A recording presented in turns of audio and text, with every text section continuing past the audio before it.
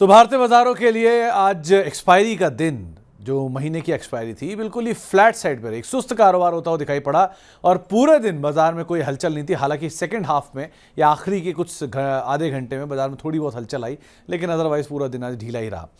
पहले इंडेक्स और advance client भी आज 50-50 के रेशियो में रहा, यानी हर एक शेयर की तेजी के सामने एक ही शेयर जो कि मंदी में कामकाज करता हुआ दिखाई पड़ा। ये इंडेक्स आपकी स्क्रीन पर, सेंसेक्स करीब फ्लैट टू नेगेटिव, निफ्टी करीब flat to negative, mid cap flat to negative, small cap flat to positive, IT index flat to negative और स्मॉल कैप इंडेक्स और निफ्टी बैंक करीब 1/4% की बढ़त के साथ बंद हुआ।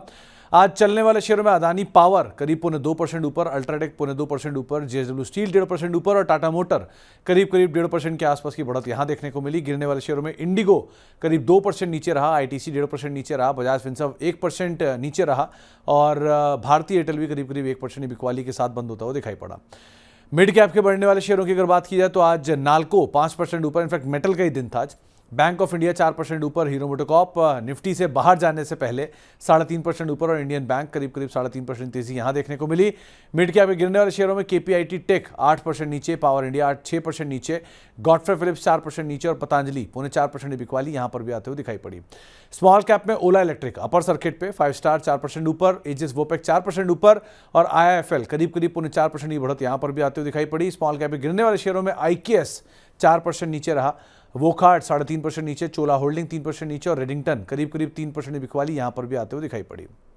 एफ&ओ के टॉप गेनर में नाल्को 5% ऊपर, बैंक ऑफ इंडिया 4% ऊपर, आईएफएल 0.4% ऊपर और सम्मान कैपिटल करीब 0.4% की बढ़त यहां पर भी आते हुए दिखाई पड़ी। एफ&ओ के टॉप लूजर में केपीआईटी टेक 8% नीचे, पतंजलि 0.4% नीचे, बीएससी 2.5% नीचे और इंडिगो करीब 2% की बिकवाली यहां पर भी आते हुए दिखाई पड़ी।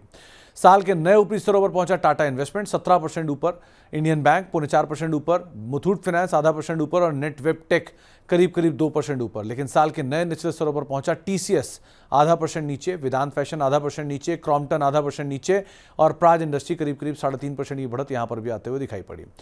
इसके अलावा अब ये तो रहा आज का लेखा जोखा। अब खबरों वाले शेयरों में इंडिगो करीब 2% नीचे रहा, बीईएल करीब 1% ऊपर, बीईएमएल 0.3% ऊपर और मान इंडस्ट्री जहां प्रमोटर के ऊपर कुछ इश्यूज आए सेबी की तरफ से 11% नीचे रहा। इंडिगो निफ्टी का हिस्सा बना, उससे ठीक पहले 2% नीचे रहा। इसके अलावा ये तो रहा आज का लेखा जोखा। अब कल की स्ट्रेटजी, कल के लिए आप निफ्टी में खरीदारी करेंगे 24,900 के टारगेट के लिए, 24,500 का स्टॉप लॉस मेंटेन करेंगे। ये आशीष बहेती की राय आपके लिए है।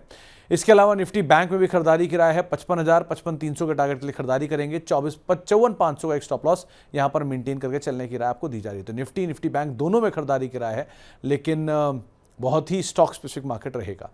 कल के लिए बड़े इवेंट, पहले तो आरबीआई की एमपीसी का फैसला 10 बजे आएगा, ये इंपॉर्टेंट है। सितंबर के ऑटो बिक्री के आंकड़े आएंगे, सुबह से ही आने शुरू हो जाएंगे। इसके अलावा ग्लॉटिस का आईपीओ बंद होगा, फैबटेक टेक्नो का आईपीओ बंद होगा, उत्कर्ष स्मॉल फाइनेंस बैंक की राइट्स को लेकर बोर्ड बैठक है और कल के बाद एक छुट्टी भी आएगी। तो कल महीने का पहला कारोबारी सत्र है, 2 अक्टूबर को छुट्टी है, ट्रंकेटेड वीक है, तो उस लिहाज से भी आपको अपनी रणनीति बनानी होगी।